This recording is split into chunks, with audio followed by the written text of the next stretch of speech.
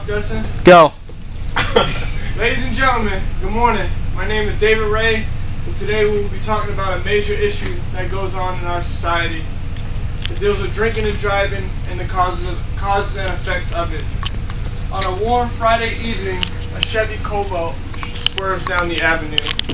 The driver just left the bar 3 blocks down the road. The driver runs a red light and strikes an innocent pedestrian. That pedestrian never got a second chance at life. He was pronounced dead on the scene. That poor pedestrian could have been me, you, family member, or anyone. The driver of that Cobalt was over the legal limit to drive. Drinking and driving accidents happen all the time, and too many people lose their lives, as well as ruin their lives. After researching the subject, I've come to agree with experts that the best way to prevent drinking and driving is to have a plan before going out. Assign a designated driver or have an extra stash of money for a taxi ride home, or someone who can pick you up. There are too many drunk drivers on the road, which led to pedestrian fatalities and DUIs. Here's what I've researched. According to the National Highway Traffic Safety Administration, 32,367 people died in traffic crashes in 2011 in the United States, including an estimated 9,878 people who were killed in drunk driving crashes involving a driver with an illegal blood alcohol rating of 0.08 or greater. Over 10,000 people died in 2010 because of a drunk driver. This equates to one person every 51 minutes who dies at the hand of a drunk driver. Even more disturbing, 17% of those who died were 14 years old or younger.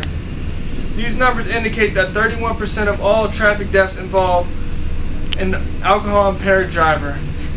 This is bad. We need to correct this, people. Evidence also shows that the younger drivers are more likely to drink and drive.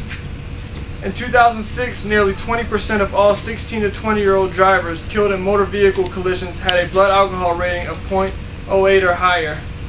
The highest rate of drunk driving occur among drivers aged 21 through 24. This age group makes up 35% of alcohol-impaired drivers involving fatal collisions. Now that we've seen the extent of the problem, we can explore its issues. These are several causes of the problem. One of the causes has to do with very poor decision-making skills. People want to go out and have a good time but forget to have some sort of plan before drinking. The extent of the problem is clear, so are its major causes. What steps can we take to help bring a solution? There are 2 major steps that we can take to solve the problem. First, let's think about the consequences. Getting a DUI will automatically get you a trip to jail. Fines and citations can result in over $10,000. Someone, including the drunk driver, can lose their life. Have a plan as well as a backup.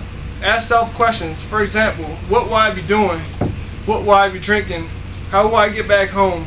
Is there a designated driver in the group? If all fails, will I have enough money for a cab ride home?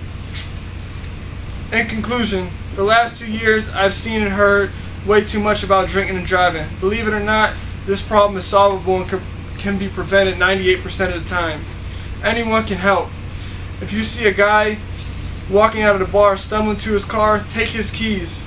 If you have a guest at your house who you know he or she has been drinking too much, have him catch a cab or lay out a blanket and a pillow and have him stay the night at your house. And let them proceed on once they have reached the level of soberness. As a group, we can all stop this, so help make a difference. Thanks. Have a good day.